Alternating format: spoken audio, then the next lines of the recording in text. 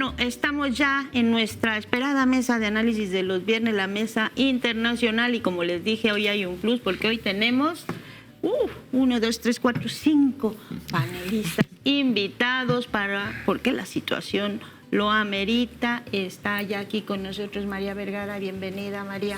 Muchas gracias, Dani. Y hoy nos acompaña Abraham Mendieta, analista político, que luego nos había dejado abandonados en algunas mesas, pero ya está aquí de vuelta. Bien hallado, querida Dani. Bueno, Daniel Kent, historiador, amigo además del Consejo Editorial de la Revista Común. Gracias, Dani. Buenos días. Tanto queremos esa revista. Y acá, Federico Bonanzo, que nos acaba de regalar una super videocolumna. Bienvenido, Federico. Muchas gracias. Con ánimos de dar la batalla. Sí, con todo. Qué gustazo estar en esta mesa maravillosa. Gracias, Dani. Y a Lautaro Rivara. Ahora los pusimos allá a los de la secta del mate, para que luego no me estén distrayendo con el intercambio del artefacto, ¿verdad? Como la semana pasada. Bueno, pues les agradezco mucho que estén aquí, porque además creo que amerita una discusión seria, profunda, de las implicaciones que está teniendo este primer mes del año 2026, enero de 2026, que inició con un bombardeo sobre Caracas y el secuestro del presidente de Venezuela, Nicolás Maduro, y está terminando con una declaratoria de emergencia nacional en Estados Unidos, porque están súper amenazados por Cuba, y entonces hay que bloquearlos y estrangularlos económicamente, dejarlos sin comida, sin posibilidades de nada. Así empezó y así cierra enero de 2026. ¿Qué implicaciones tiene para la región? Voy contigo, Lautaro. Una primera reflexión. Como somos muchos, les voy a pedir reflexiones cortas, pero ¿qué sigue después de eso? Bueno, creo que evidentemente después del ataque a Venezuela y la reconfiguración que estamos viendo allí, sin duda Cuba es un objetivo de primer orden de la administración norteamericana. No es de ahora, tiene que ver con el origen de la propia revolución y los últimos 60 años de bloqueo. Y si recordarán, cuando fue aquella declaración de Trump y Rubio después del ataque a Caracas el 3 de enero, Marco Rubio habló de Cuba y básicamente expresó que presuntamente Cuba iba a caer por su propio peso de forma más o menos inmediata.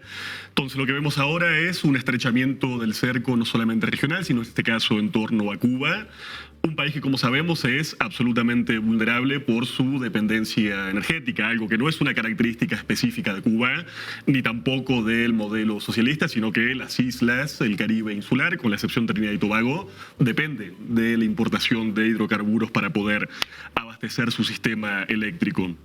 Y sin duda Cuba está viviendo un momento muy difícil, vinculado al desabastecimiento, a la carestía de la vida, incluso grandes problemas con el propio servicio eléctrico. Y algunos comparan la situación con el mismísimo periodo especial, cuando de la noche a la mañana Cuba se quedó sin su principalísimo mercado por la disolución del bloque soviético. Entonces creo que en este caso es de esperar apretar de tuercas, intentando hacer que Cuba colapse, porque lo que siempre Estados Unidos busca no es necesariamente derrotar militarmente al enemigo, sino inducir el colapso de los sistemas alternativos y poder vender otra vez el fracaso y la presunta inviabilidad del socialismo, algo que tanto nos vendieron en la década del 90 con el presunto fin de la historia. Y hay un texto que yo quisiera recomendar en Diario Real publicado de un amigo muy querido, Iramis Rosique, que creo que tiene algunas tesis bastante importantes. Iramis habla de que el agotamiento económico y social que está habiendo en Cuba no tiene nada que ver con un debilitamiento de los valores patrios, y de hecho vimos una movilización muy pero muy importante en La Habana, de alguna forma recibiendo los cuerpos y homenajeando a los caídos en combate defendiendo a Venezuela y el presidente Nicolás Maduro.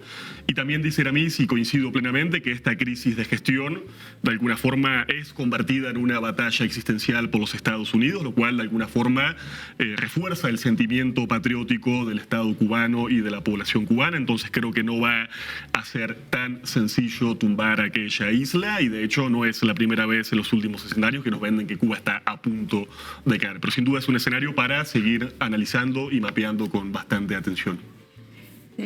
Cuba ante el hombre lobo es el artículo de opinión que nos envió Iramir Rossi, que lo tuvimos aquí en entrevista hace unos días precisamente, y estábamos viendo ahorita las imágenes del regreso de los 32 cubanos, bueno, los funerales, pero hay otra más reciente, otras imágenes que tienen que ver con la marcha de las antorchas también, a ver si las podemos poner. Esa fue esta misma semana, esa marcha muy impresionante además, con las lucecitas y eso. Federico, ¿cuál es la reflexión que nos deja este primer mes?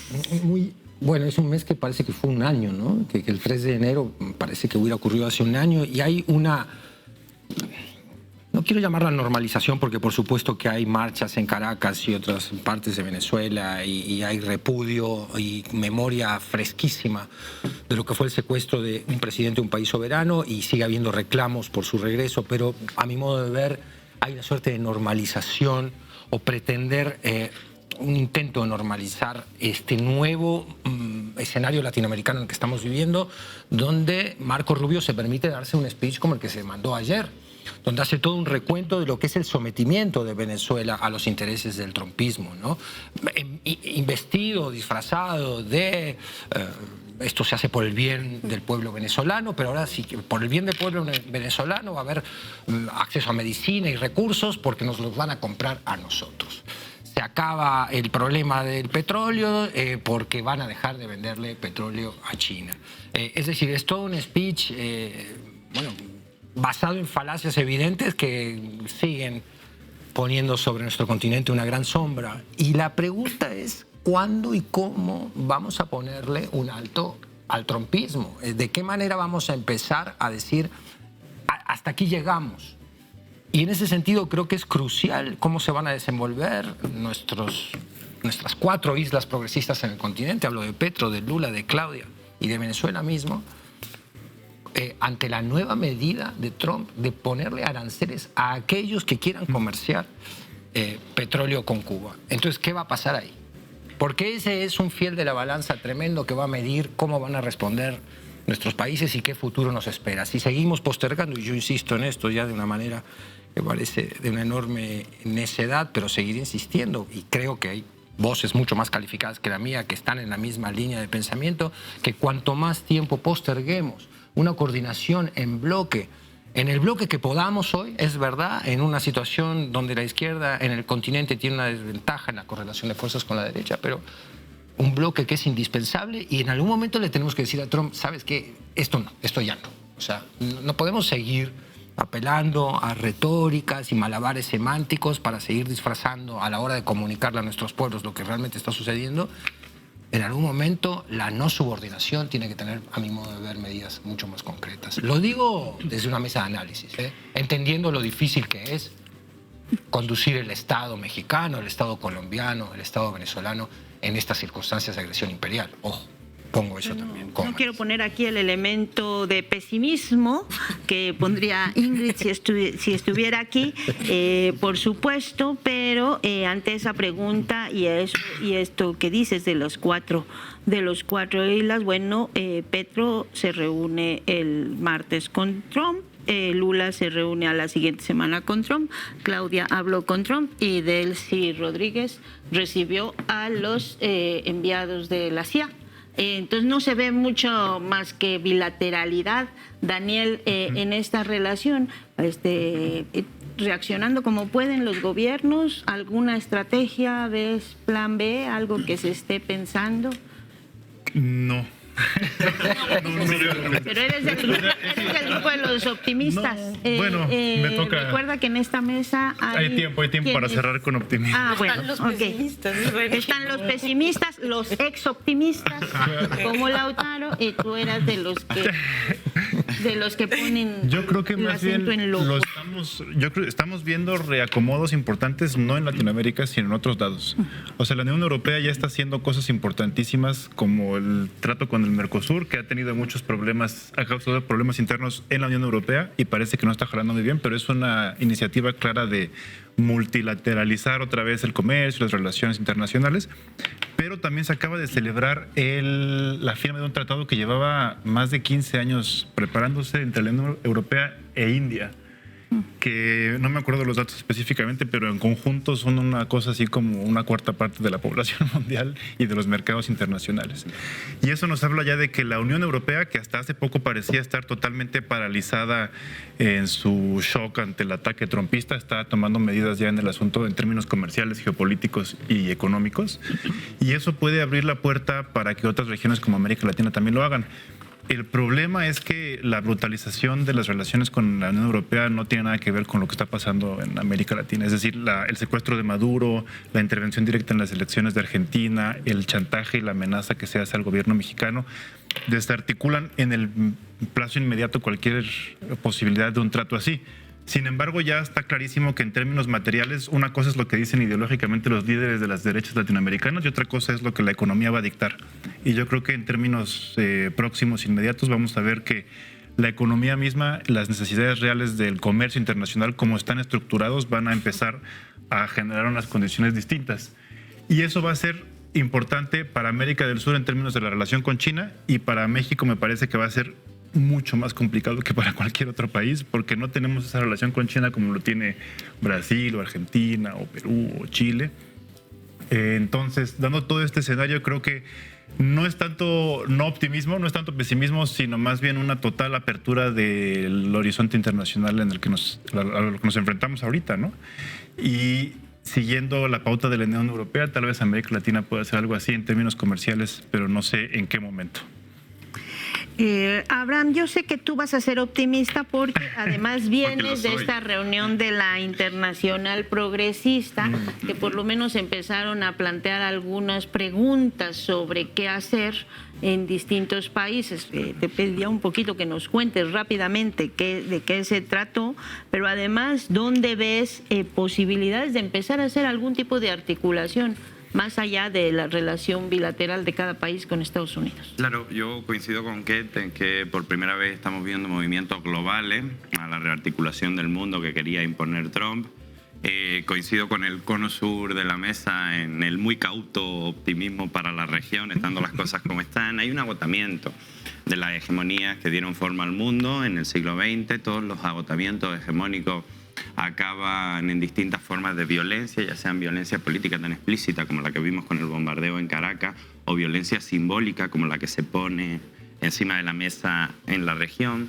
Yo creo que sobre el caso de Cuba en específico es muy importante hablar del valor de la violencia simbólica que le quieren imponer. Cuba no tiene petróleo, Cuba no tiene grandes riquezas naturales ni de ningún otro tipo. Lo que Cuba tiene y les molesta mucho y quieren destruir es la dignidad soberana de un pueblo que ha elegido su forma de gobierno. Así que quieren ver a Cuba muerta, quieren ver a Cuba de rodillas, y es violencia pura y exclusivamente simbólica, ¿no? En ese sentido creo que la van a ver de pie. Creo que México no puede dar un paso atrás en su política soberana de cooperación. Ha sido una política de Estado, ha ocurrido durante los gobiernos de derecha, ha ocurrido durante los gobiernos del PRI, incluso durante el gobierno de Peña.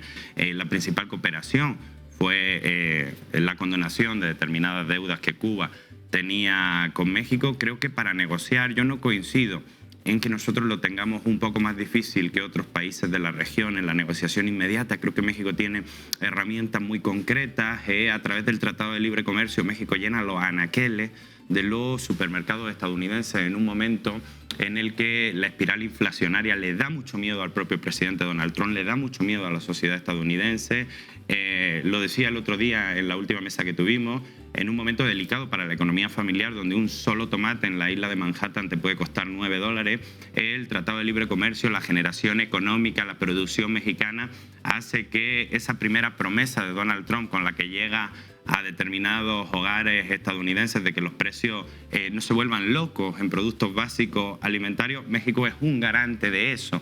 a través de los tratados de libre comercio. No deja de ser sorprendente en términos ideológicos que al final quienes estamos en determinados sectores de la izquierda tengamos que aferrarnos a un tratado de libre comercio con el que no simpatizamos para hacer una herramienta de negociación política. Pero ideológicamente el mundo está en unos términos un poco desquiciados, ¿no? Mientras crece libertarios que desdeñan de una manera extraordinaria el papel del Estado, esos mismos liderazgos libertarios tienen que aplaudir cuando el presidente de los Estados Unidos interviene el mercado, prohíbe comerciar con determinados países o impone aranceles. Creo que hay agotamiento de las respuestas ideológicas que explicaron el mundo en el siglo XX y creo que estamos en un momento un poco más práctico. Creo que la región tiene un triángulo virtuoso en términos políticos que se podría llegar a mantener este año con la elección en Colombia, con la elección en Brasil y con lo que está ocurriendo en México. Si ese triángulo virtuoso de una izquierda popular que tiene el respaldo de sus pueblos consigue mantener ese respaldo, revalidar las victorias electorales, no solo sobrevivimos a Trump, lo cual eso sería bastante evidente, sino que podríamos estar a las puertas. Y aquí viene el elemento optimista que se van a escandalizar todos ustedes, pero no me da miedo decirlo en público. Estaríamos a las puertas de una tercera ola de gobiernos progresistas en la región si resistimos a Trump. Sí, resistí. Bueno, pero faltan 3 años de Trump. O sea, llevamos un mes ahorita y ya no sabemos ni cómo seguirle. María, siguiendo esta línea y además retomando lo que decía Daniel ahorita, China ha sido hasta ahorita el único respaldo que se ha visto, digamos, fuerte hacia Cuba, o sea, el que abiertamente ha dicho condenamos las acciones de Estados Unidos, ¿no? Así condenamos la intervención y está haciendo un problema para la paz en la región y pues échele para atrás 2 rayitas. No es que le hicieran mucho caso, porque evidentemente es parte del conflicto, pero ha sido el único país. Sin embargo, también dijeron, bueno, en las medidas de nuestras posibilidades. O sea, es decir, vamos a llevarles arroz, vamos a llevarles dinero, pero pues si no tienen energía, difícilmente van a poder cocinar el arroz y difícilmente van a poder comprarle algo si no pueden llegar barcos, por ejemplo, ¿no? Entonces, ¿cómo ves tú la ecuación de los países y la situación básicamente de Cuba? Decía por ahí alguna nota hoy que tienen como combustible como para unos 20 o 25 días. Sí, Dani, pues justo yo creo desde la invasión que hizo Estados Unidos a Venezuela, lo que hoy se juega en el mundo es que Estados Unidos tiene muchas ganas de intervenir en nuestras naciones y lo decíamos hace unas semanas, lo que hoy se juega para la soberanía latinoamericana es la decisión que estamos tratando de construir cada una de nuestras naciones por el tipo de Estado que queremos.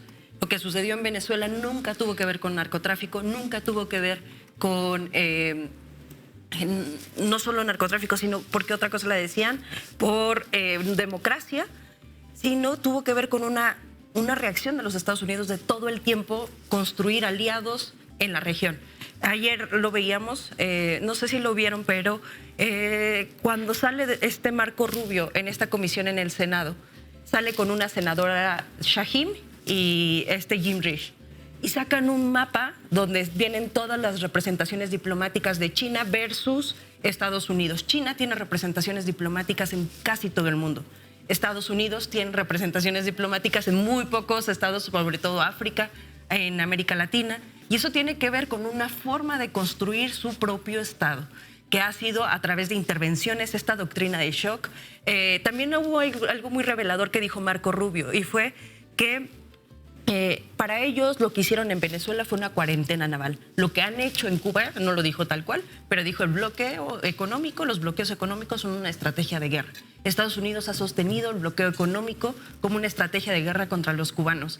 Hoy lo que nos debemos ya tener muy claro y empezar a decir todos los que podamos es que lo que ha vivido Cuba es producto de una decisión de Estados Unidos. El bloqueo económico a Cuba y las condiciones que hoy enfrenta Cuba es producto de lo que ha generado Estados Unidos. Lo digo porque en Venezuela muy poca gente se atreve y era como nos metieron en este gran rollo de está Venezuela en esta situación porque por el modelo, por Nicolás Maduro, ¿no? Sin embargo, hoy nos quieren vender que Cuba está en la situación que está por los cubanos. Y claro que en todo el mundo sabe, llevamos años en Naciones Unidas diciendo que se detenga el bloqueo contra los cubanos, porque la situación que hoy vive Cuba es producto de la decisión de los Estados Unidos de atacar a un país que ha sido referencia para América Latina de cómo sostener su soberanía. Un pueblo que le apuesta a la salud, que tenemos los mejores médicos del continente son cubanos. Un país que tiene dignidad educativa, cultural, un país que habla de política. Y yo sí quiero pensar en Lázaro Cárdenas cuando visitó la isla en 1960.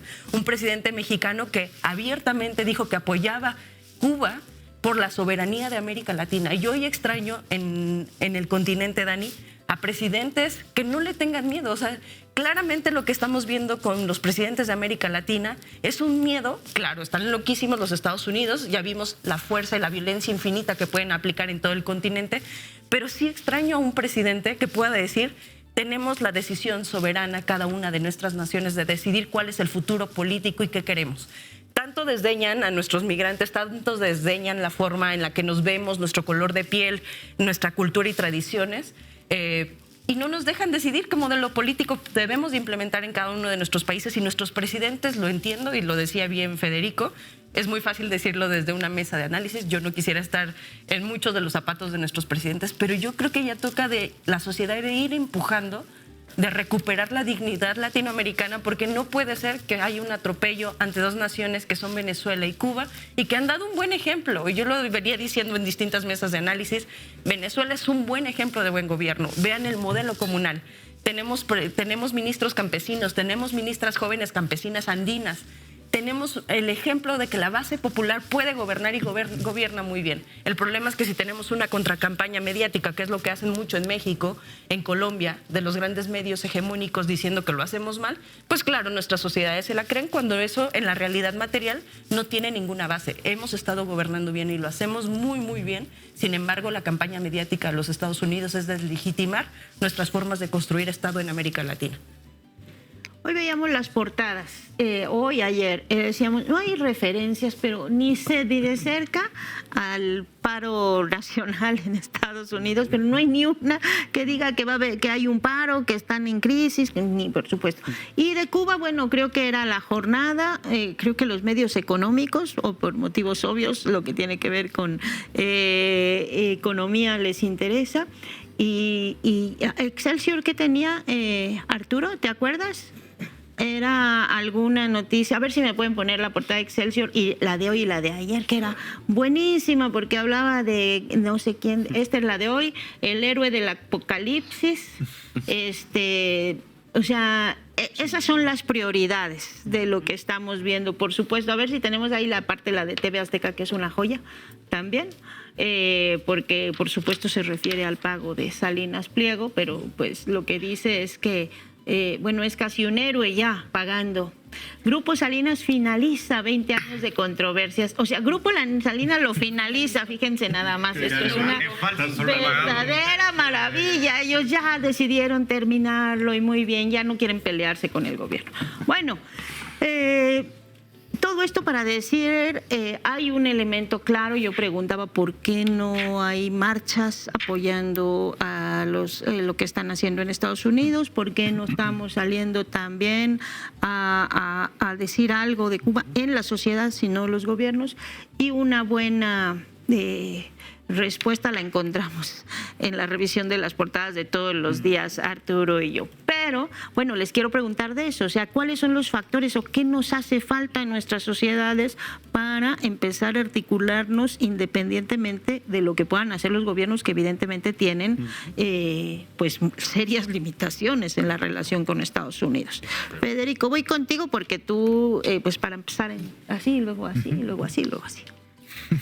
Pensé que Lautaro iba a responder esa pregunta. Estaba encarrilado él y yo por escucharlo, porque siempre me gusta mucho la agudeza con que Lautaro ve la realidad política. Es la gran pregunta de nuestros tiempos. ¿Qué demonios hacemos como sociedad? Además, primero tenemos que psicológicamente gestionar un mundo disparatado, del mundo desquiciado del que hablaba Abraham.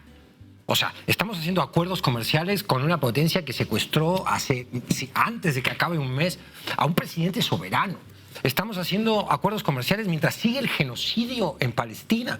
Si vemos las últimas noticias del avance de los mal llamados colonos sobre asentamientos palestinos en Cisjordania, es terrible la situación allí. Estas fuerzas paramilitares del ente sionista, ¿no? Estamos haciendo acuerdos comerciales y todos nuestros líderes están comentando, estamos llevando a cabo.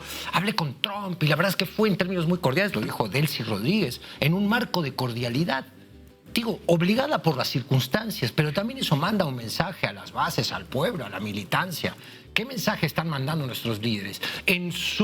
No me cabe la menor duda que tanto Delcy como Claudia Sheinbaum como Lula están pensando en sus pueblos y están pensando en que una confrontación directa y torpe con el gigante solo puede traer peores consecuencias. Pero por otro lado, si tú suavizas tanto el mensaje, postergas tanto la confrontación, incluso verbal, con este tipo, lo que está ocurriendo es que hay una naturalización de las nuevas condiciones de dominación. Y dices, bueno, a ver, ¿en qué momento vamos a decirle no? O sea, tú no puedes convertir Cuba en Gaza. No puedes aplicarle, Marco Rubio, el castigo colectivo al pueblo cubano. Y eso lo tienen que decir nuestros líderes. Ahora, no lo dicen, pues salgamos a la calle a decirlo nosotros. Ahora, estamos adormecidos de alguna manera, anestesiados por una combinación de factores. Ahí hasta está la inercia de la cultura neoliberal en nuestras cabezas, está la confianza que en México tiene el pueblo sobre la estabilidad de la 4T. Yo la veo mucho más amenazada de lo que se ve a sí misma la 4T. Quisiera compartir con Abraham el optimismo. Lo que pasa es que yo pospongo ese optimismo para dentro de unos 10 años. Vamos a recuperar el eje progresista en nuestro continente, pero faltan 5 o 6 años. Y otra cosa que preocupa mucho es que esto no termina con Trump. Es decir, insistimos, va a haber trumpismo después de Trump. Este es un plan que va a desarmar el Partido Demócrata, el contubernio con el complejo industrial militar. Va a decir, no, se acaba esto. Va el Partido Demócrata, sin radicalizarse, a decir, no, vamos a regresar al orden internacional y vamos a echar a la basura el propio comunicado de seguridad nacional que le mandamos al mundo. Hay un plan imperial que comparten muchos de los políticos demócratas también, que han financiado ellos al ICE. O sea, hay demócratas que en el Congreso estadounidense han propuesto financiar al ICE. Entonces, ¿ante qué mundo estamos? La gran pregunta es la tuya y la que tú planteas, María. Urge que haya una conciencia popular, revolución de las conciencias. Bueno, hoy implica defender a Cuba, es defender a México, defender a Venezuela es defender a México, defender a Colombia es defender a México también. Claro. Bueno, voy a regresar con Lautaro, porque para que no me reclames, para que vayamos acá. La corporación ya tenemos una especie de yo corporación. iba a ir corriendo todo así en vueltitas, pero regresamos para allá por un tema que también hemos estado viendo esta semana, que es, y además hoy lo vimos con mucha claridad, el asunto de también los algoritmos, las redes sociales, cómo han estado funcionando. Vimos las quejas que hubo en Estados Unidos porque TikTok dejó de funcionar, o sea, dejó de reproducir los videos del asesinato de Alex Pretty. Estados Unidos, TikTok dijo, no, es que se me fue la luz, tuvimos una falla el fin de semana y por eso, pero muy sospechosamente, esto ocurre 2 días después de que China le vendió a las empresas amigas de Trump sus acciones de TikTok, ¿no? Entonces, bueno, estamos viendo también la conformación en otros espacios, redes sociales, nos decía hoy Marco Castillo, Facebook, Twitter, ahora TikTok, hasta en el cine, ¿no? Entonces hay todo un bombardeo del que hablaba María, que no nos permite tampoco enterarnos de mucho. A lo mejor los que somos periodistas y estamos todo el día viendo noticias, nos enteramos poquito más, pero es difícil para la población tener información correcta de lo que está pasando. Sí, mira, estos días me acordaba de una cosita histórica cuando un delegado a las Cortes de Cádiz, Dionisio Inca Yupanqui, dijo allí que un pueblo que oprime a otro no podía ser libre. Y es un poco la paradoja de lo que estamos viendo en Estados Unidos, ¿no? Es de alguna forma la vuelta del boomerang, ¿no? La política imperial y sus métodos coloniales que se empiezan a aplicar a la propia población norteamericana y que de hecho se aplicaron en toda su historia. Basta ver, y eso lo decía incluso un novelista brillante, James Baldwin, él decía que la historia de los negros norteamericanos era la historia de los Estados Unidos. Hoy podríamos decir lo mismo de los migrantes. Son esos mismos métodos coloniales que están aplicando el ICE a la población local. Pienso también, por ejemplo, bueno, en estas construcciones narrativas, ¿no? En el caso de este enfermero que fue asesinado, alguien jocosamente publicaba en redes, ¿no? Buena suerte convirtiendo a este tipo absolutamente adorable y solidario en un gran enemigo del Estado, alguien que nadie se va a poder creer en los Estados Unidos.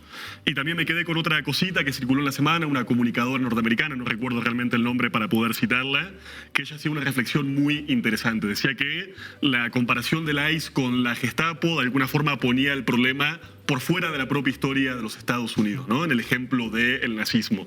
Y ella decía, y comparto plenamente, lo que estamos viendo con el ICE se parece más que a la acción de la Gestapo, al accionar de los propios grupos paraestatales que en los tiempos de la segregación y las leyes Jim Crow perseguían, linchaban y colgaban a las poblaciones negras y a las poblaciones de alguna forma diversas, ¿no? A este modelo etnorracial que vende Estados Unidos como presunta población blanca. Entonces yo creo que lo que está pasando en Estados Unidos es que todos esos fantasmas de su historia colonial están reemergiendo de forma absolutamente violenta y absolutamente psicopática, lo que tiene que ver, insisto, con esta historia y esta constitución imperial colonial de los propios Estados Unidos, lo cual nos lleva a otro debate para mí absolutamente fundamental, que es el debate de la violencia. Estamos viendo la reemergencia de grupos que reivindican el legado de las Panteras Negras, el legado del Black Power, que quieren ejercer su derecho constitucional, armarse y a defenderse de la agresión de un Estado que está actuando de forma absolutamente tiránica, como un tipo como Donald Trump, que no tiene ningún empacho en decir que es un dictador y que a veces los dictadores son necesarios.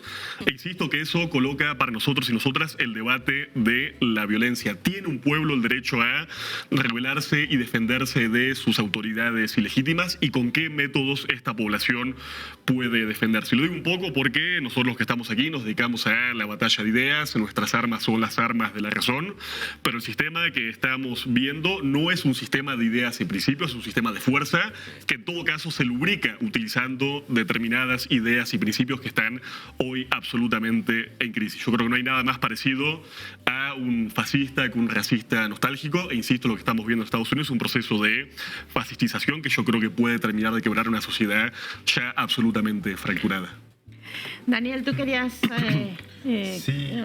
seguir con este tema. Responder a lo que dice Lautaro, porque llevamos semanas aquí hablando de lo esperanzador que resulta las movilizaciones en Estados Unidos y de que en gran parte el horizonte del futuro para el mundo va a tener que ver con lo que suceda internamente ahí, ¿no? En respuesta a estas movilizaciones y en continuación de estas movilizaciones. Y son esperanzadoras, pero tienen un costo humano enorme, ¿no? Estamos hablando de 3.800 niños detenidos, decenas de personas muertas en custodia de ICE, personas que están siendo asesinadas por los agentes de la ley en las calles, y es una especie de guerra interna, ¿no? Ya se ha hablado mucho de esto, es un país roto, es una política fascista que tiene raíces profundas en esta como constitución nacional mitológica basada en la supremacía blanca, en el odio, en la segregación racial, pero también en este mito americano del individualismo, del éxito, ¿no? Que lo que lleva es una mercantilización de la vida y una alienación absoluta. Y yo trato siempre de pensar y poner sobre la mesa aquí cuando hablamos de estas cosas en las comunidades migrantes que constituyen un porcentaje importante de la población estadounidense, pero también un porcentaje importante de la población latinoamericana. O sea, muchísimos latinoamericanos y latinoamericanas viven allá, y a mí me da la impresión de que esto que está sucediendo ahorita es el fin del sueño americano que durante años fue el motor de la migración, que no tenía nada más que ver con una mejora en las condiciones económicas de vida de las familias, sino con una especie de ideal, ¿no? De buscar una sociedad abierta, inclusiva, ¿no? Y eso se está acabando. Y estamos viendo, perdón, nada más volviendo a lo de a lo que decía Lautaro, que me parece muy importante de resaltar, estamos viendo el regreso de una tradición radical muy militante estadounidense que tiene que ver en redes y en las calles con grupos como las Panteras Negras, comunidades judías antisionistas. No estamos viendo todavía organizaciones migrantes como las que ha habido siempre en Estados Unidos, en Texas, en California, en Nuevo México, en todos lados, pero probablemente las veamos pronto también. Y estamos viendo además el regreso de algo que es muy interesante, que son las asociaciones religiosas. Bonas hablaba de ello hace un momento. Sí. Estamos viendo, por ejemplo, figuras como el reverendo Cornel West, que da entrevistas, que ha sido candidato a la presidencia de Estados Unidos, que toma el manto y la herencia de figuras como Malcolm X, como Martin Luther King. Y eso nos habla de que el cambio que se está viviendo al interior de Estados Unidos es profundo, acelerado y violento. y que de ahí se va a decidir gran parte de lo que suceda, no solo ahí, sino en el resto del continente y del mundo, y hay que estar muy atentos.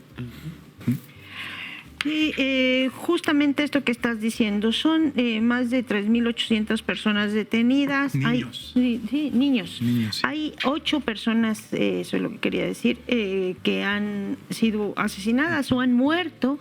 En lo que va de este año se suman a 32 que murieron el año pasado bajo custodia del ICE.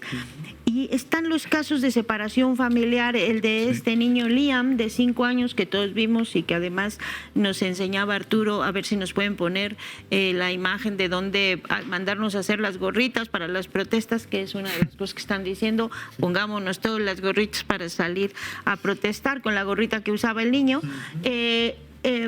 Y que ahora está enfermo, sigue detenido, y está este otro caso también de Wael Tabishi, a ver si estoy diciendo bien el nombre, un joven que tenía discapacidad muscular, detuvieron a su padre, ya no lo podía cuidar y murió, ¿no? O sea, todas estas historias que estamos escuchando Correcto. todos los días, que son tremendas, que a veces no alcanzamos a contar porque se ha puesto mucho el foco en las 2 personas estadounidenses blancas asesinadas, pero hay un montón de casos realmente dramáticos que han estado ocurriendo. Y lo mismo, no vemos que haya una efervescencia, Abraham, en las calles de nuestros países, a pesar de que somos países expulsores de migrantes como México.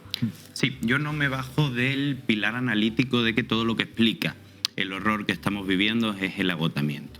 El agotamiento de distintos pilares que dieron forma a los equilibrios en el siglo XX, pero agotamiento a fin de cuentas. No creo que estemos viendo otra cosa, a pesar de el año en el que vivimos, que el agotamiento de la política internacional del siglo XX. Miren, yo no confío absolutamente en nada, ni en el Partido Demócrata, ni en sus cuadros políticos, ni en sus halcones integrados en las decisiones internacionales, pero inexorablemente no puedo no confiar en la gente que se está dejando la piel en las calles de ese país, en la gente que, como los estadounidenses blancos que reseñaba, así que tanto espacio han tenido en medios de comunicación sus asesinatos, no se juega nada directamente en lo inmediato, no son personas que van a ser deportadas por ICE, pero se están dejando la piel defendiendo, se están dejando la vida incluso defendiendo a gente a la que no conocen. Ese ejemplo de decencia, de dignidad, de humanidad en un mundo en el que el algoritmo, la violencia del poder público, el agotamiento de los consensos que están encima de la mesa te darían a pensar que una sociedad estaría completamente congelada. Bueno, pues a pesar de todo se mueve. A pesar de todo hay gente que sale, da la cara, se juega la vida y deja un reguero de dignidad pública que poco hubiéramos imaginado, siendo honestos, de gran parte de la población del país vecino, ¿no? Soy bonacista político desde hace muchos años. No voy a dejar de serlo en un momento tan peligroso de la geopolítica internacional, pero soy enemigo político de, y no es una respuesta directa a lo que decía, de discursos que nos puedan llevar a la parálisis política. No podemos esperar que nuestros liderazgos políticos, que nuestros presidentes, en el juego de equilibrios perversos y endemoniados en el que vivimos, hagan algo que no haya sido empujado desde abajo y desde las calles por sus propios pueblos. No creo que los pueblos tengan que hacer la respuesta a lo que no hacen los presidentes. Creo que los presidentes pueden hacer aquello que sus pueblos empujan. Por eso le quiero dar una vuelta a esa herramienta de análisis político. Creo que en el caso de México, en el caso de Colombia, en el caso de Brasil, todo lo que nuestros presidentes pueden hacer es lo que nuestras sociedades posibiliten con su acción política. Nuestros gobernantes tienen que pensar única y exclusivamente en el bienestar de nuestro pueblo. No pueden irse más allá de lo que nuestros pueblos toleren. Y creo que ahora sí es tarea nuestra Incluso en México, cuando planteamos que no somos solo un partido político, sino un movimiento político convertido en partido para dar la batalla electoral tras tantos fraudes, los que deberíamos estar pensando en esa articulación callejera, en esa movilización social que permita a nuestras representaciones públicas, a nuestros dirigentes, ir más allá de lo que el equilibrio endemoniado y geopolítico pudiera pensar. Es cierto, lo decía en la primera intervención, claro que tenemos algunas más herramientas que otros países.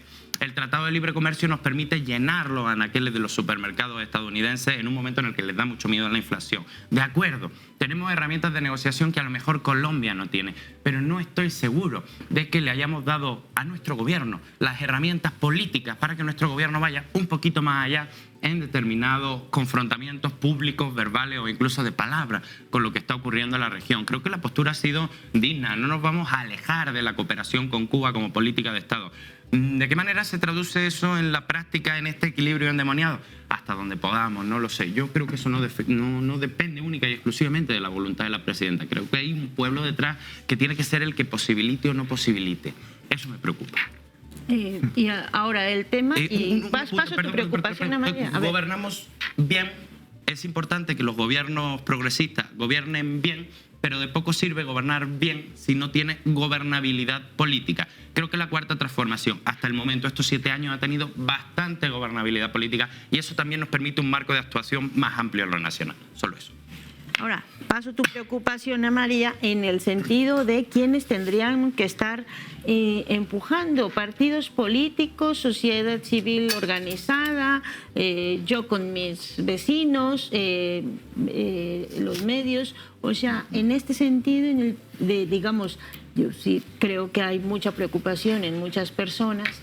Pero la gran duda es, los discursos de los políticos ayudan a, digamos, a temperar los ánimos de la gente, o tendría que haber ya un nivel de concientización suficiente en nuestras sociedades, en nuestros pueblos, para que la gente empiece también a movilizar y a impulsar. Pero ¿a quiénes les corresponde qué, María?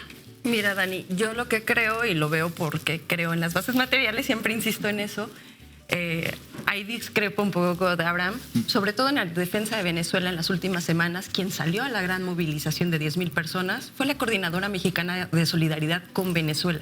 Y hay una Coordinadora Mexicana de Solidaridad con Cuba que organiza un baile el 26 de julio y que todo el mundo de la izquierda mexicana lo conocemos. Esas coordinadoras, lo digo porque fui simpatizante de ambas coordinadoras y sigo siendo simpatizante de ambas coordinadoras, surgen desde hace muchos años.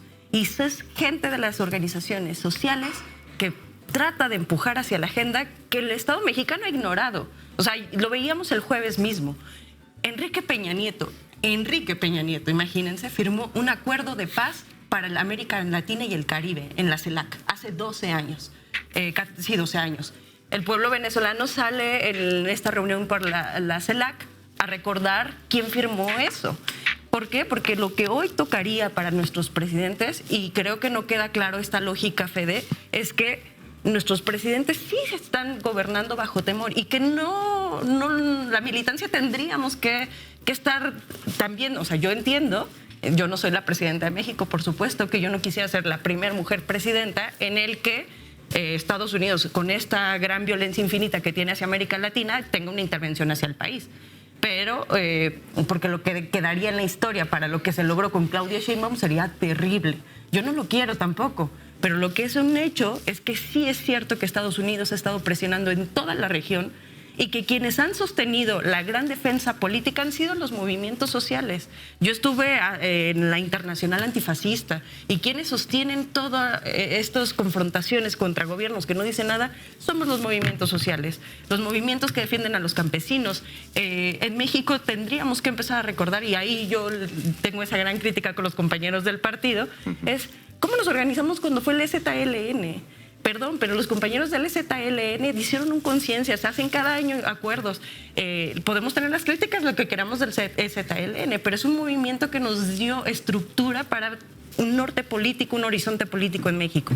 Y a mí, al menos, se los he dicho a muchos compañeros venezolanos, a mí Venezuela representó como militante de una organización, es encontrar cuando en México nos gobernaba la derecha, la esperanza de tener un gobierno como el venezolano, me hacía movilizarme y me hace movilizarme en este momento. La esperanza de tener un gobierno como el cubano me hace movilizarme, porque al final esos gobiernos lo que hacen es demostrarnos que tenemos soberanía en nuestras naciones, que tenemos derecho a elegir el Estado que queramos. Claudia Sheinbaum tiene el derecho, porque el pueblo mexicano la votó, a elegir el Estado que queramos. Y lo que tendríamos que luchar los mexicanos es para decir, tenemos la defensa de nuestra presidenta, porque tiene una base popular que la votó, pero esa presidenta no tiene que gobernar bajo la lógica de presión de ningún otro Estado. No se vale todo lo que han hecho con nuestros migrantes, Dani. O sea, ahora la acusación de moda es que nosotros queremos manipular la política de los Estados Unidos a través de nuestros migrantes. El trato de nuestros migrantes es indigno. Y perdón, pero ¿cómo se trata a los mexicanos en Estados Unidos? Tenemos más de 30 millones en Estados Unidos. Debería preocuparnos porque tenemos gente allá que le está pasando muy mal. Gente que está en California con miedo de salir de sus casas. Niños que van a ser detenidos. Y por eso tendría que movilizar a nuestra presidenta, porque son mexicanos que la van a pasar muy mal por un gobierno que le interesa el color de piel, insisto en el color de piel, que le interesa imponer, o sea, ya lo veíamos con la Barbie Ice, ¿no? Christine Noem. Lo veíamos, esta mujer lo dice, mató en su libro autobiográfico, mató a su propio perro de 14 meses, diciendo que borra todo nivel de empatía, todo nivel, si para controlar a un país tiene que matar a cualquier persona, lo dice básicamente así en su propia autobiografía. Y creo que eso, si no le parece una amenaza a México, y la militancia tendría que empujar a decir, son nuestros mexicanos, nuestra presidenta claro que lo hace muy bien. Y claro que nuestra presidenta lo ha tenido muy difícil con una base empresarial que no paga impuestos, con una base empresarial que le juega a lo mediático, no está de gratis Salinas Pliego, pero también tendría que tener esa presidenta muy claro que esta estrategia que se implementó en Venezuela se puede repetir en México, se está repitiendo en Colombia y se va a repetir en Brasil. Y no vemos a Lula, a Petro y a Claudia organizándose regionalmente. Los vemos, como lo decía la semana pasada, ensimismados en los problemas internos, sin ver en América Latina. Y a mí ahí eso sí me preocupa, porque creo que las organizaciones sociales tendremos que seguir empujando a la movilización en las calles. Claro que eso nos cuesta, y lo decíamos, y quien no estuvo en esa movilización no lo notaría, pero yo creo que 10,000 personas en las calles después del triunfo de la 4T está diciendo algo, y tendríamos que entenderlo como cuál es el síntoma que nos está diciendo. Y no quisiera que nos pasara lo mismo que sucede en Estados Unidos. Ante la comparecencia de Marco Rubio, un ciudadano estadounidense sacó una pancarta que decía "Manos fuera de Venezuela".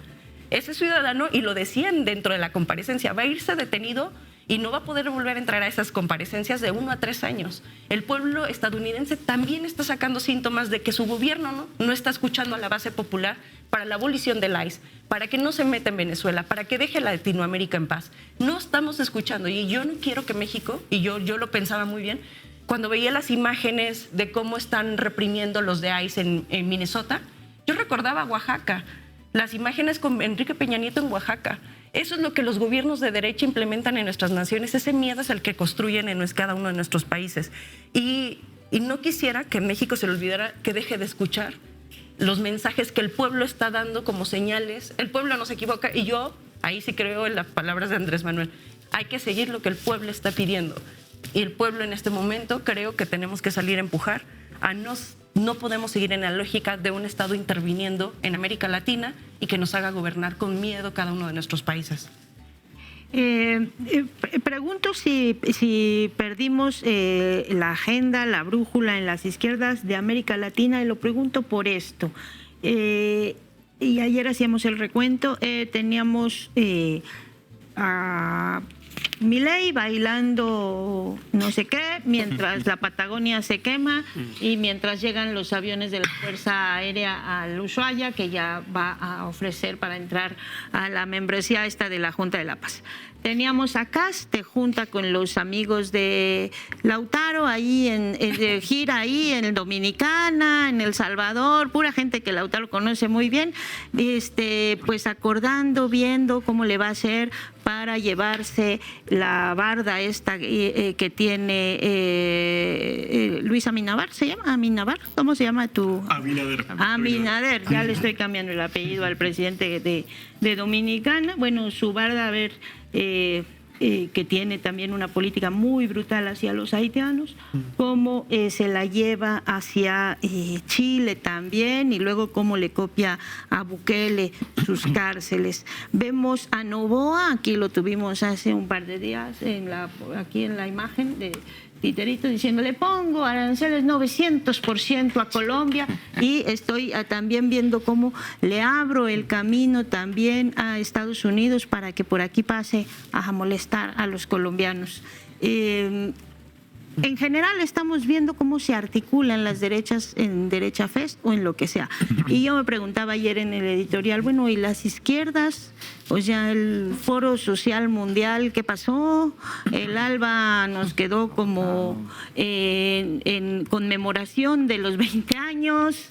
¿Dónde está la articulación de las izquierdas? Por eso le preguntaba, que no me contestó, a Abraham de la Internacional Progresista. Daniel, ¿de dónde vemos que me luces? preguntas algo, planteas que no te respondo. Sí te respondo.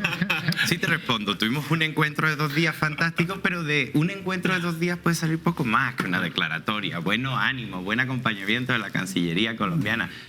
Pero poco se puede hacer. Representación de países, afortunadamente, que comúnmente no vienen a estos encuentros, y sí hubo, como Guyana, como distintos representantes de Panamá, Puerto Rico.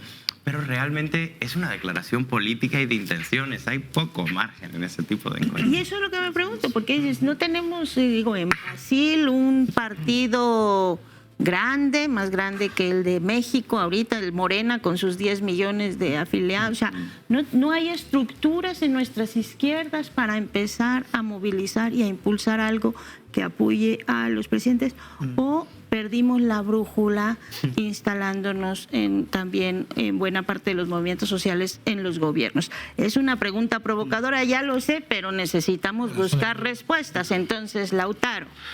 A ver, creo que estamos en un momento de muchos encuentros y pocas definiciones. En mi país, Juan Domingo Perón decía que si tú querías que algo no se resuelva, tenías que crear un comité, ¿no? Como los comités en general tienden a ser, por definición, inútiles, y creo que estamos en un momento de mucha reunión, mucho comité, muchas articulaciones, muchos espacios que no terminan de cuajar en alternativas reales. Y yo creo que no la única, pero quizás variable importante aquí es la ausencia de un liderazgo. Comparemos el espectro de las izquierdas y el espectro de las derechas.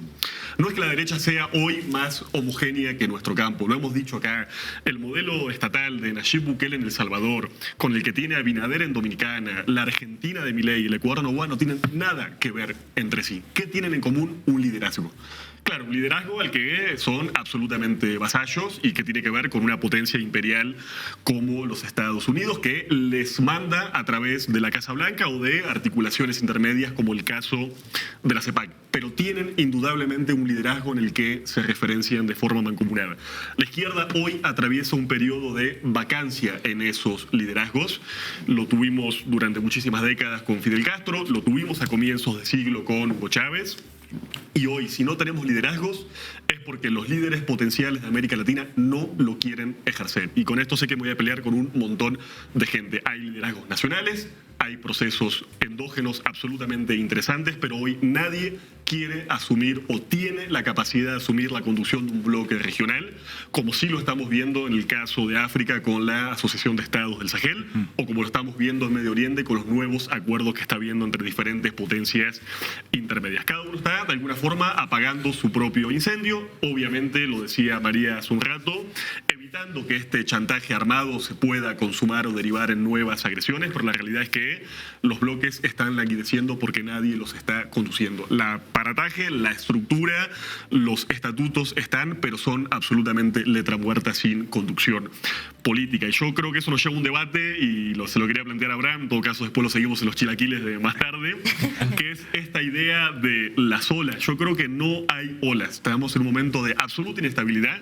No hay nada parecido a una tendencia que uno pueda mapear y seguir en el tiempo, y lo que tenemos son alternancias rápidas, hegemonías débiles, y sobre todo no hay olas porque la metáfora de las olas funcionaba en un momento en el que era la democracia liberal la que de alguna forma articulaba el juego político en América Latina y el Caribe, y eso está en agonía, si es que no está ya absolutamente muerto. Lo que vemos son un escenario geopolítico articulado en torno al repliegue hemisférico que venimos analizando, y donde el chantaje armado y el factor militar es lo que propende, lo que tiende a organizar el escenario geopolítico, con además derechas que no son las derechas moderadas con la cual uno podía sentarse a tomar el té y negociar acuerdos de convivencia, sino que son derechas absolutamente fascistas y genocidas que sueñan con la aniquilación de su adversario. Entonces, el momento geopolítico es absolutamente diferente al que teníamos hace 15, 10 o incluso 5 años. Por eso creo que hablar en términos de olas es de alguna forma improcedente. Y creo que el debate de caracterización es importante. Hablar de derechas convencionales o hablar de fascismo no es un debate de académicos o de académicas, tiene que ver con entender la lógica de la confrontación política y con definir nuestras estrategias, porque la estrategia de contención del fascismo ya sabemos en qué terminó en la Segunda Guerra Mundial y en un genocidio. Entonces creo que en este momento la diplomacia convencional sola es un arma absolutamente de juguete si no tenemos por lo menos a la vez liderazgo, integración regional e inteligencia geoestratégica en este contexto tan complejo. Pequeñas cosas, nada más facilito, ahorita la sacamos, tráiganmelo por favor, el liderazgo, la estrategia, todo lo que se necesita. No había visto que eran las 11:12, se nos está acabando el tiempo, así es que después de esta tirada de línea de Lautaro, de las cosas que todavía nos faltan, les voy a pedir a los demás un cierre, ¿no?, breve de, pues eso, con qué cerramos este mes, cómo le contestamos a Lautaro y las peticiones. Perdón, es mi última vez hace mucho tiempo. Sí, me recordó esa canción de Silvio Rodríguez, que es como breve urgencia, o ¿cómo se llama? Una que es así de, sí es breve pero súper urgente. Bueno, todas esas urgencias, imagínense cómo las resolvemos. A ver, Federico, ¿con qué cerramos? ¿Con qué nos vamos a la última mesa de este mes? Tengo el cerebro a 1000 por hora, ha sido un lujo estar en esta mesa, me parece que, y no lo digo de manera conciliadora, estoy muy de acuerdo con hasta el último punto y coma que ha puesto Lautaro a mi izquierda, pero también estoy de acuerdo con cosas que ha dicho Abraham, Dani, María. Todos aquí estamos intentando gestionar primero el desconcierto moral en el que vivimos, porque estamos viendo tanta agresión a los más elementales sentidos humanitarios, ¿no? El genocidio sigue ocurriendo, ¿no? Lo que decía María es fundamental. Están matando mexicanos el ICE. No es que lo decimos metafóricamente. Está encarcelando, humillando, matando gente de piel oscura. No es un escenario trivial. Entonces todos primero estamos intentando gestionar nuestro dolor, verdadero dolor. Por otro lado, están propuestas como el Lautaro que dice, bueno, hay una serie de códigos diplomáticos y de otra índole que sirvieron en un momento que hoy ya no sirven más. O sea, como no nos preparemos, ojalá se caiga el trumpismo y pasado mañana todo esto sean anécdotas horribles y dolorosas, pero se reconstituya un orden como el que propone China, que es en este momento la única potencia que está diciendo cooperemos, prosperidad compartida, igual que Claudia Sheinbaum. Es decir, China en este momento está proponiendo, no quiero agredir militarmente a nadie, quiero comerciar, quiero llevar allí mis productos. Ojalá pudiéramos propender a ese mundo. En lo que llegamos a él, creo que no nos podemos hacer tontos con una serie de señales que son de mucha alarma. Creo que la discusión que no se agota, es inagotable, no se puede agotar en esta mesa, a pesar de la brillantez de los 4 participantes, me hago yo atrás, porque he sido testigo de una discusión fascinante, a la cual quiero contribuir desde mis enormes falencias teóricas, ¿no? Yo creo que es dialéctico, Abraham, en el sentido de que por supuesto que los pueblos y las sociedades producen a sus líderes, pero también los líderes empujan a las sociedades. Esto tenemos pruebas en la historia. Una cosa es que si Napoleón no hubiera llevado a cabo, no hubiera puesto sobre sus mochilas los ideales liberales, no sabemos qué hubiera pasado en la Europa de Metternich. Es decir, la historia está plagada de líderes que han dejado una impronta. Acá mencionaba a Perón. López Obrador respondió muy diferente al fraude del 2006 de lo que respondió el ingeniero Cárdenas, con todo el respeto histórico que le podamos tener, al fraude del 88. Es decir, la impronta de los líderes es fundamental. Sobre todo, Fidel, lo decías tú. Yo el otro día decía aquí, extraño a Fidel, porque creo que es una coyuntura histórica en la cual si tuviéramos a Fidel Castro acá, otra sería al menos el andamiaje narrativo, conceptual, de convicción con el que nos enfrentaríamos, ¿no? Acabo con esto. Medir las fuerzas del enemigo es fundamental y, por tanto, cierta prudencia y sensatez que vemos en nuestros líderes es aplaudible, pero por el otro lado hay que recordar la frase de Che, las condiciones subjetivas están dadas. Si no se hubieran subido al Granma, esos aventureros no hubieran cambiado la historia de esa isla a la cual quieren regresar atrás los nefastos forajidos que han tomado el control del gobierno de los Estados Unidos. Ya nos la puso más difícil. Ahora necesitamos el Granma y irnos en el barco. Está todavía nos van subiendo los pisos acá los compañeros. Se nota que están del lado izquierdo. Ahora ya nos vamos. Bueno, Daniel, ¿con qué cerramos? Con optimismo. A ver, para que cerremos. No, pero hablando también de lo que hablaba Abraham, de esta como pilar analítico del agotamiento, porque creo que también lo que pasa muchas veces es que el agotamiento no solo es sistémico, sino mental, emocional, por todo lo que tenemos que procesar al mismo tiempo. Y en estas mesas a veces pasa que son tantas cosas y vamos en tantas direcciones que acaba uno así como agotado. Y lo quisiera traer como algo más inmediato, más concreto, no sé si concreto, pero inmediato de nuestras vidas, que tiene que ver con la manera en la que estamos percibiendo lo que sucede en Estados Unidos. Me parece muy interesante que estemos hablando tanto de Estados Unidos en estos términos, porque hasta hace muy poco la idea generalizada en Latinoamérica era que Estados Unidos era una especie de entidad imperialista, sin ningún tipo de complejidad social, no teníamos mucha idea y estamos recuperando algo que me parece que es importante entender, que Estados Unidos es un escenario importante del futuro inmediato en el que nos encontramos, pero al mismo tiempo Estados Unidos para millones ha sido este como horizonte aspiracional de la civilizatorio, ¿no? De lo que debería ser el mundo en términos de un sistema liberal, democrático, ¿no? Para muchas personas, y eso se está desmoronando. El soft power de Estados Unidos está también cayendo y eso va a traer un montón de preguntas importantes para nosotros en estas sociedades, más allá de la gente que se declara abiertamente antiimperialista, de izquierda. ¿Cuál va a ser el escenario futuro al que vamos a aspirar como sociedades? Porque Estados Unidos sí era una especie de modelo para muchas personas y se está acabando. China está planteando cosas muy interesantes en términos de cooperación, de desarrollo compartido, etcétera, etcétera, etcétera. Pero también lo que están planteando las comunidades migrantes que se están no solamente escondiendo, sino regresando hacia acá, nos va a obligar a nosotros como sociedades a reestructurarnos. ¿Qué va a pasar cuando toda esa gente regrese? ¿Cómo se van a reestructurar estas sociedades? ¿Dónde se van a incluir? ¿Qué vamos a hacer? Es decir, todas estas preguntas se abren hacia el futuro, no nada más en términos de debacle y de colapso, que va a seguir sucediendo, sino de importantes maneras en las que tendremos que enfrentar esa reestructuración de las sociedades nuestras, inmediatas, de nuestras familias, de nuestros barrios, de nuestros pueblos, que se empezarán a llenar de esas gentes que regresan, ¿no? Y Estados Unidos dejará de ser lo que es y tendremos que enfrentarnos a ese mundo en el que se abrirán nuevas posibilidades. Y además, apenas empieza el año, llevamos un mes, entonces guardémonos un poco de optimismo para los siguientes 11 meses, que yo creo que habrá cosas buenas que comentar también. Exactamente. Abraham, voy contigo para el cierre y además con una pregunta que alguien nos está poniendo aquí que dice, perdón por mi ignorancia, pero alguien nos puede definir qué es morena. Bueno, eso nada más era el comentario. ¿Con qué cerramos? Por supuesto, voy a cerrar respondiéndole a la pregunta, ¿no? No renuncio al pilar analítico de entender que el agotamiento es lo que define el comportamiento imperial de Estados Unidos en este nuevo momento. No renuncio a pensar que el tono del debate de las izquierdas en toda la región, no solo en esta mesa de debate, quizá en esta mesa de debate menos que en toda la región, es un tono en el que más que pesimismo permea una idea paralizante en la que podemos hacer realmente poco frente a lo que está pasando. No coincido, creo que hay que alejarnos de eso. Creo que estamos en una coyuntura en la que vivimos en México el movimiento progresista y el gobierno progresista más estable de la región. Creo que somos ejemplo para toda la región en este momento. Creo que a veces las cosas no se ven tan claras desde dentro. Los liderazgos evolucionan. Tuvimos un primer López Obrador que decía públicamente la mejor política exterior es la política interior, y luego tuvimos un López Obrador que iba al 50 aniversario del golpe en Santiago de Chile y que hoy incluso la primera vez que alza la voz públicamente es contra una agresión extranjera de los Estados Unidos.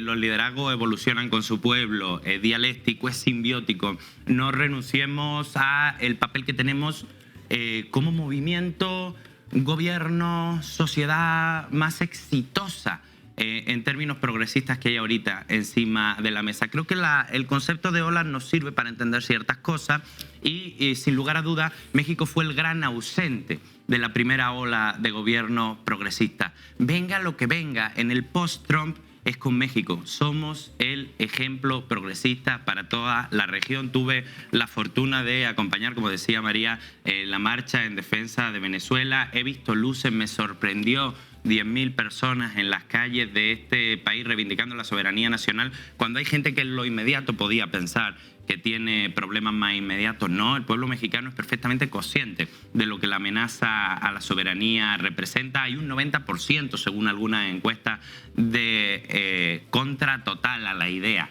de que Estados Unidos intervenga en la región. Creo que es necesario poner en valor lo que se está haciendo aquí en términos políticos, sin dormirnos en los laureles, pero también sin caer en discursos paralizantes que nos pueden hacer mucho daño, como militancia. María. Sí, yo más bien, yo creo que más dialéctica, Dani, para terminar con 3 cosas importantes. Y ante la mercantilización de la vida, como decía Daniel, nos toca defender, sí, la vida con todo lo que eso implica, la vida que ponga en el centro el bienestar de las sociedades y sobre todo, en este momento, para el pueblo de México, no permitir que se criminalice la migración, porque tenemos niños que están pagando las consecuencias de quedarnos callados ante eso. El color de piel sí es un factor importante hoy en el mundo, lo digo siendo morena mexicana.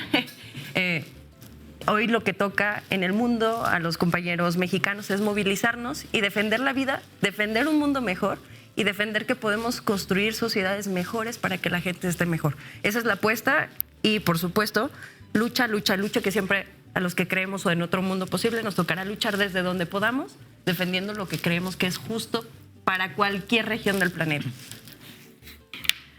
Bueno, pues ya son las 11:23. Hoy sí que nos hemos extendido. La conferencia de la presidenta Claudia Sheinbaum aún no termina. Vamos a tener la información en el diario, por supuesto, y en las redes sociales. Ya saben que Ricardo siempre hace su resumen de las 5 cosas más importantes de la conferencia y lo subimos a las redes sociales, porque si usted no lo vio, lo puede estar viendo. Algo me están mandando. Sí, que pero no, todavía no. ¿Vamos a ir con Ricardo o ya no? ¿Sí? Bueno, pues vamos entonces, pues, no sé a qué cortinilla, porque no tenemos cortinilla para la sección de Ricardo, pero vamos a poner una de editorial, aunque sea, y vamos con Ricardo para ver el resumen de lo que va de la conferencia. Todavía no termina y seguramente todavía habrá más información.